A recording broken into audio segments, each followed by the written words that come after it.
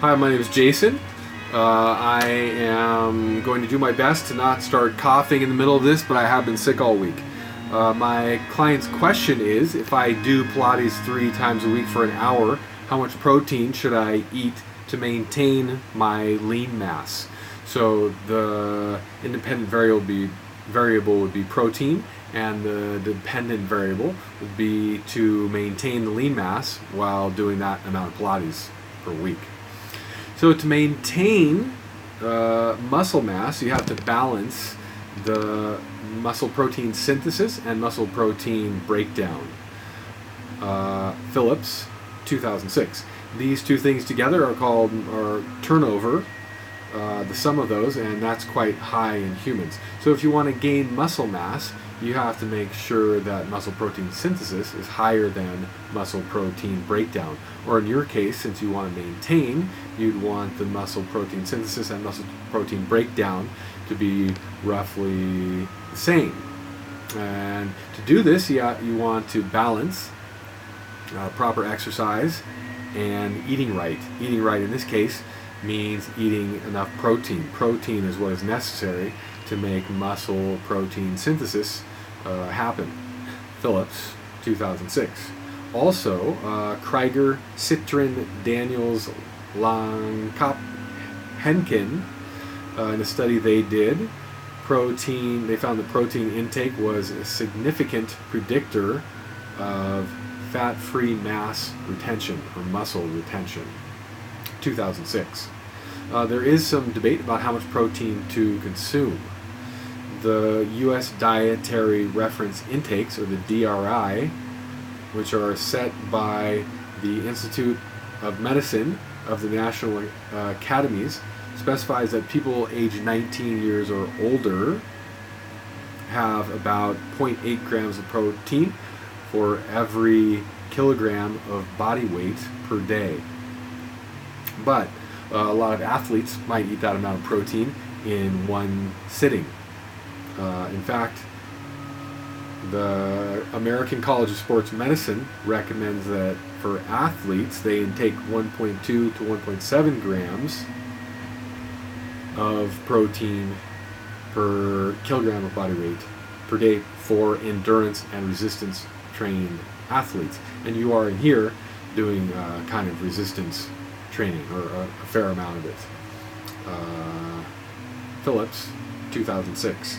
So protein is necessary, but that doesn't mean that more protein is better. Actually, in a study where they gave some people a low protein diet, some people a diet with a medium amount of protein, some people with a high protein diet, they found that the whole body muscle protein synthesis was much higher, or was higher, in the people with the medium amount of protein as compared to the low protein diet, but they did not find a difference between the medium protein diet and the high protein diet.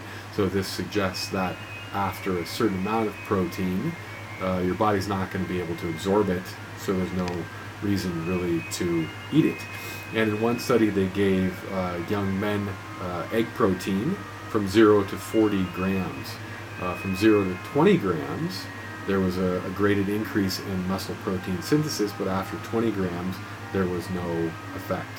So, yeah, you don't want to bother with eating too much protein. In regard to how much protein you might want to take, first I have to tell you that I am honestly not qualified to prescribe or a diet or supplements for you. I'm an exercise coach. I'm not a dietitian or a doctor. These are things that I have found through reading, through things that my professors in my master's degree in kinesiology gave to me. So I can give you these things to read yourself if you like, or you can ask your doctor about these things, or a licensed or registered dietitian also, if you want to get some more information or to find out if those are good ideas for you. But anyways, a dose that I might think would be good, a dose of protein that appears to maximally stimulate muscle protein synthesis appears to be around 20 to 25 grams, although that would be for people that are much heavier. For you, that would be 85 kilograms plus athletes. since you are only around 50 grams, yeah, I'm going to say in the range of 15 grams of protein at a sitting, and you should do this 3 or 4 times per day. Phillips, 2006.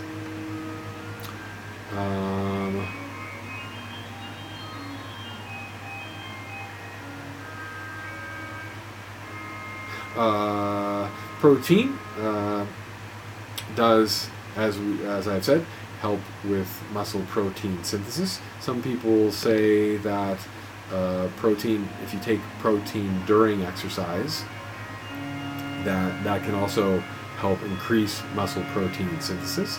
But some studies show that that indeed is true. Other studies show that taking protein during exercise has no effect on muscle protein synthesis. So I can't advise you to do or not to do that. That's something you could have to think about.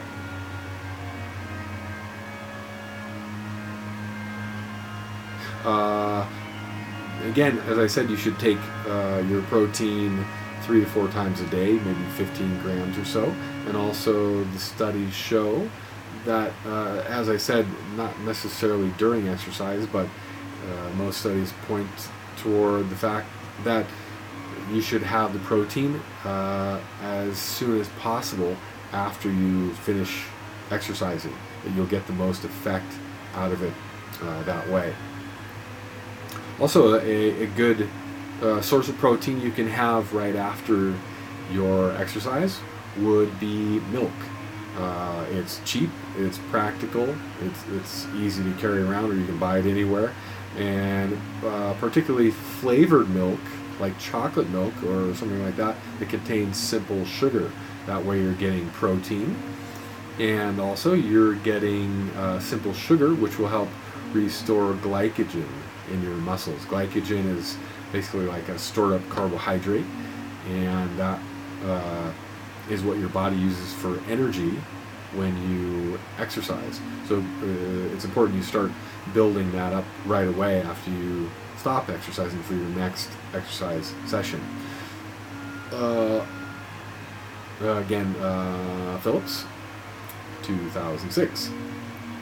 And finally, it was found by Schneider's et al., 2015, that protein ingestion before sleep increases muscle mass and strength gains in young, healthy men doing resistance training. Although you are a middle-aged woman and not a young man, it makes sense, at least to me, that it could work for you also. And I hope that makes sense to you.